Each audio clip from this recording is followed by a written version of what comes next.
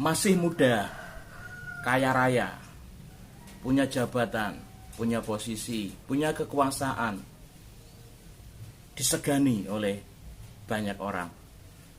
Dan lagi, dia pribadi yang hidup benar di hadapan Tuhan, tampak sempurna.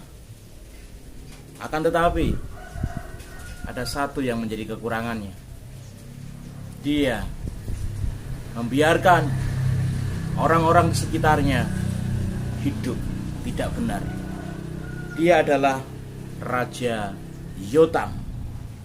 Saudaraku, Raja Yehuda yang dinobatkan menjadi raja pada usia 25 tahun dan memerintah di Yehuda selama 16 tahun.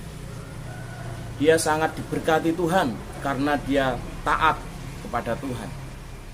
Dia mendengarkan nasihat firman Tuhan dan hidup di dalam terang firman Tuhan, sehingga bangsa-bangsa di sekitar Yehuda yang notabene adalah bangsa-bangsa yang lebih besar takluk kepada Raja Yotam dan memberikan upeti kepada Raja Yotam.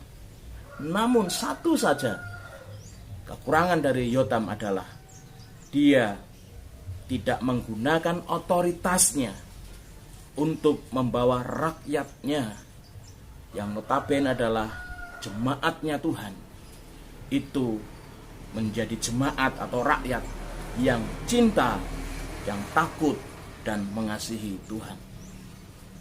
Sehingga pada akhirnya Yotam raja yang diberkati Tuhan, tetapi rakyatnya jauh dari Tuhan dan tidak hidup dalam terang firman Tuhan.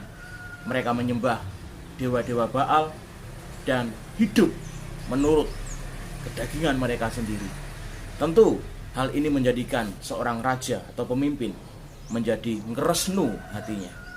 Saudaraku, keteladanan itu penting. Namun tidak cukup hanya sekedar keteladanan.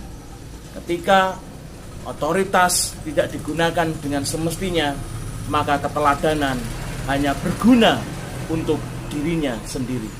Namun ketika otoritas dan keteladanan ini berjalan bersama-sama, maka semuanya akan menjadi baik dan nama Tuhan dipermuliakan. Saudaraku, keteladanan tanpa menggunakan otoritas dengan baik, dengan sungguh-sungguh, maka tidak akan menjadi berkat bagi orang lain. Sebaliknya, otoritas tanpa sebuah keteladanan akan menjadikan seorang pemimpin atau raja akan menjadi hidup dalam kedagingan dan menghancurkan semuanya. Yang terpenting saat ini kita diingatkan firman Tuhan di dalam 2 Tawarik pasal yang ke-27 ayat 1 sampai dengan yang ke-9. Bagaimana kita jika diberkati Tuhan dengan kekuasaan, jabatan, posisi, materi, kita diberkati dengan status sebagai seorang pemimpin, pemimpin dalam perusahaan, pemimpin dalam negara, pemimpin di dalam organisasi, pemimpin di dalam gereja, pemimpin di dalam keluarga. Gunakanlah keteladanan dan juga otoritasmu dengan penuh bijaksana dan rasa takut akan Tuhan, sehingga yang kita pimpin akan diberkati Tuhan dan kita sendiri pun akan diberkati Tuhan. Tuhan Yesus memberkati kita semua. Salam Uyah Rowo.